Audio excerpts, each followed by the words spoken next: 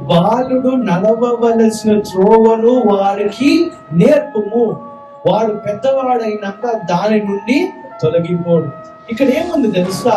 బాలుడు నడవవలసిన మంచి మార్గము నేర్పుము అనలేదు, బాలుడు నడవవలసిన చెడు మార్గము నేర్పు అని అనలేదు. బాలుడు నడవవలసిన మార్గము ఏదైతే నేర్పుతావో వాడు పెద్దగైనాక అదే అవుతాడని చెప్పి డైరెక్ట్ గా. బాలుడు నడవవలసిన త్రోవను ఈ రోజు నువ్వు నడిపించావో, ఏ త్రోవ అయితే నువ్వు నడిపిస్తున్నావో, ఏ త్రోవ అయితే తల్లిదండ్రులుగా పెద్దలుగా ఉండి నువ్వు ఎంచుకొని ఎంపిక చేసుకొని చూస్ చేసుకొని నడిపిస్తున్నావో నీ పిల్లల్ని, వాడు పెద్దగా అయిన తర్వాత అదే అవుతాడు. సింపుల్ గా ఉంది. నువ్వు నీ పిల్లలు మంచి మార్గంలో నడవాలి అని ఆశపడితే, చెడు మార్గంలో నడవకూడదని ఆశపడితే వారిని ఏ మార్గంలో నడిపించాలి? మంచి మార్గంలో నడిపించాలి. మంచి మార్గంలో నడిపించినప్పుడు ఏమవుతుందో తెలుసా?